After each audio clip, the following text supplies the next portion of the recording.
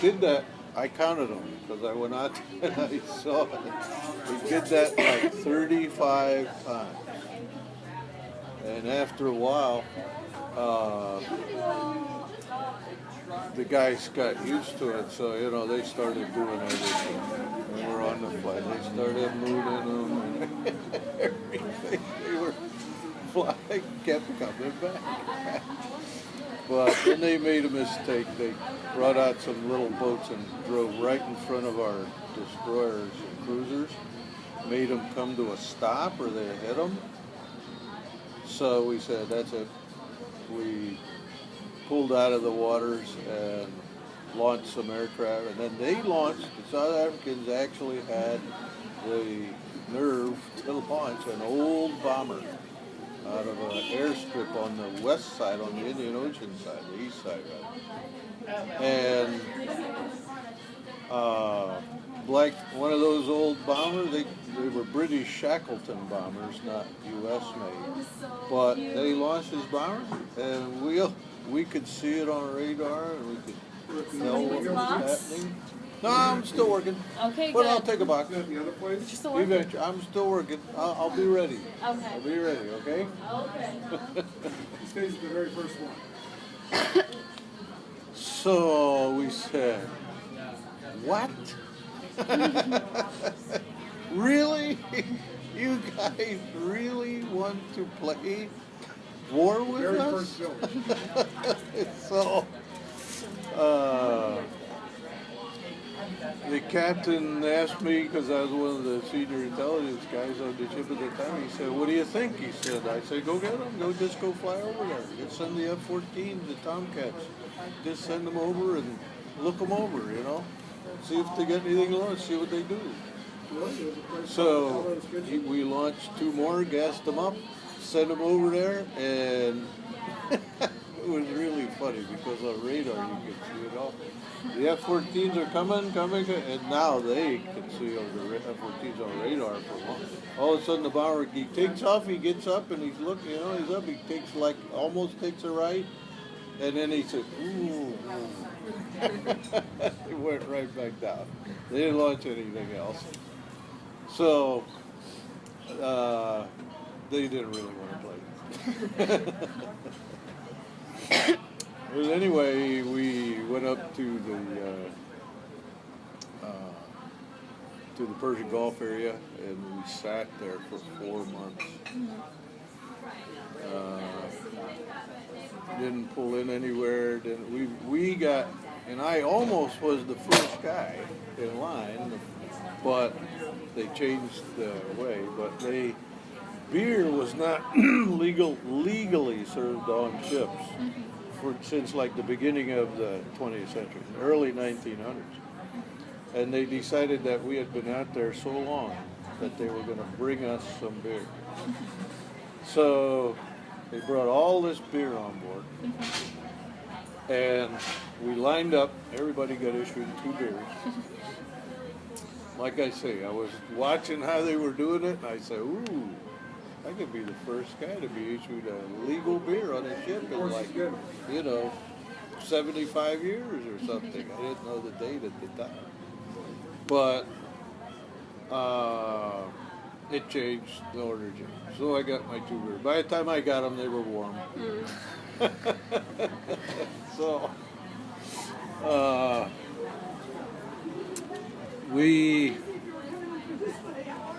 have you read at all about the hostage rescue attempt?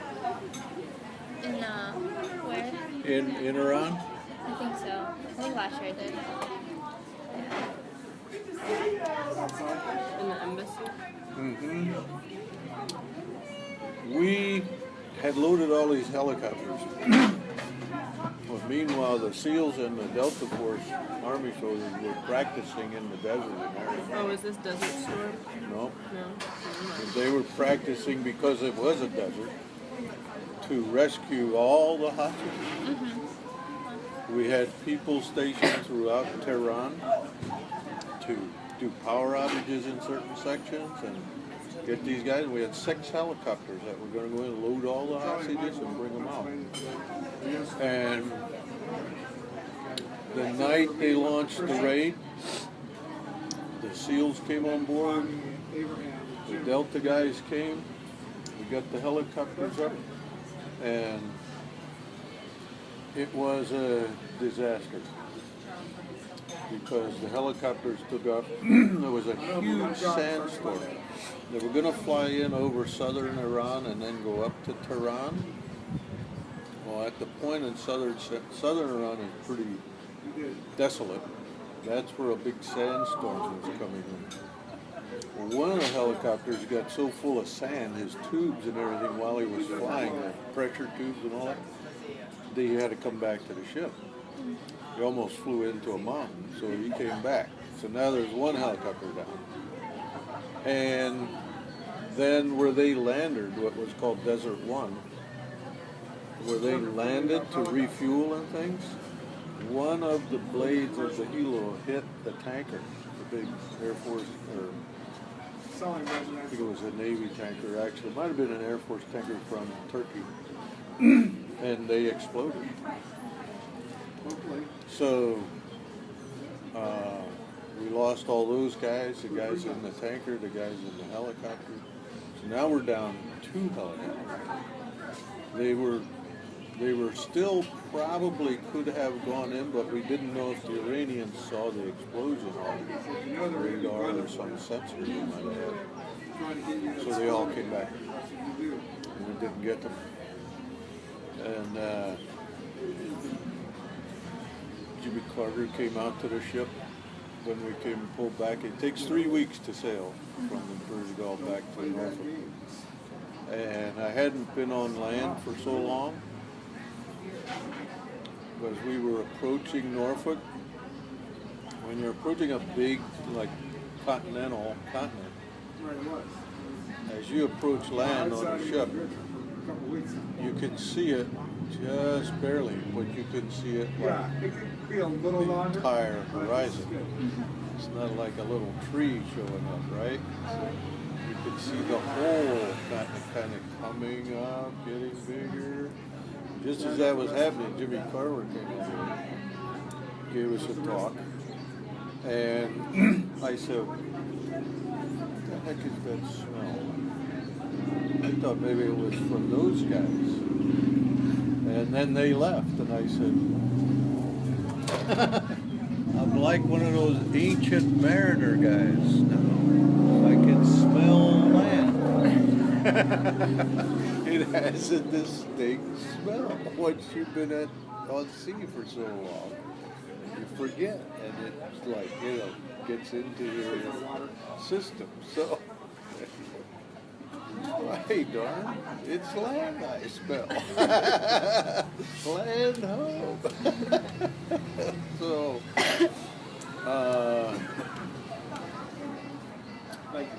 because after that, nothing happened. You know what happened? I mean, just to finish that whole thing, Ronald Reagan then, in November of 1980, beat Jimmy Carter for the presidency. Ronald Reagan, while he was campaigning, said, the day I'm inaugurated, those hostages will either be released or Iran will become a smoking heap. And on Inauguration Day, January 20th, 1981, they released them.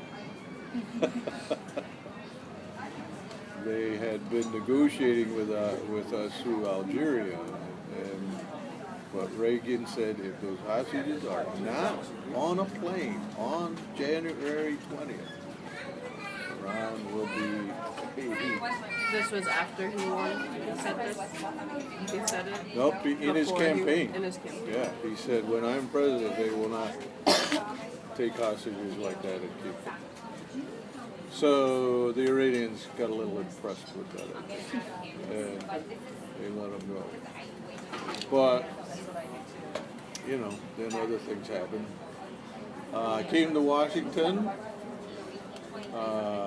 Katie's mom went to TJ and Thomas Jefferson, and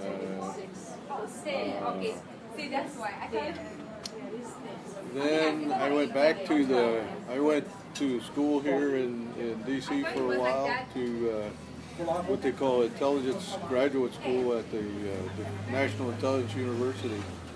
And then I stayed there and taught for a couple of years. But then I went back to sea, back to another aircraft carrier in San Diego, which is where all of that stuff about the hostage rescue and all of the, like the jungle survival training and all that, made me kind of a good prospect for a job with the SEALs. So when they first started Special Operations Command, which is a big command in Florida that brings all the services together, they officially sanctioned general officer and admiral staff for each one of the components, the Navy, the Army, and the Air Force. The Air Force has a Special Operations Air Force called the 23rd Air Force. I don't know if you know anything about them, but they support Special Ops. I was selected to go and become the first intelligence chief of staff for the Navy SEAL staff. And in that job, the special operations that were happening were all over the world doing everything. I would go from one place to another on almost any notice, but a lot of what was occurring was starting to go to smaller and smaller kinds of wars. So the SEALs became a bigger and bigger part of things and became more instrumental. A lot of the Navy didn't like the SEALs. Most of the Navy at about that time, early and latter 80s, they did not like SEALs because they weren't real sailors. You know, they were more like fighters, trigger guys. So going to that job was a bit of a gamble, but because I'd been involved in some of those other things, they thought it would be a good idea. I said, yeah. I said, it seems like a good future, actually, the kind of warfare that's going to take place. So in that job, I met a lot of really interesting people. In fact, I worked in the same secure facility with guys who became really pretty instrumental guys in the SEAL business. The first commanding officer of SEAL Team 6 happened to be a guy who grew up not far from my hometown in Pennsylvania. But he became a really good diver because he, as a kid, would dive in the coal quarries in Pennsylvania without any kind of air tanks. But he learned to dive in really cold water. So they aren't really known as SEAL Team 6, but everybody's heard the term, so that's not their official title. But essentially, those are the guys, and a lot of the new equipment that was being issued to them, we got to test out and things. And because I'd been involved with them and doing a lot of things in different kinds of operations, Panama, when were you born? 97. 97? Yeah. Well, maybe you didn't get to this one yet either in history, but in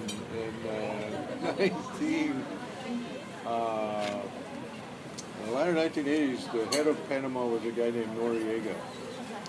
And he was initially liked by us, and we liked him. I mean, Panama was used as a place where we could support operations in South America and Central America. And he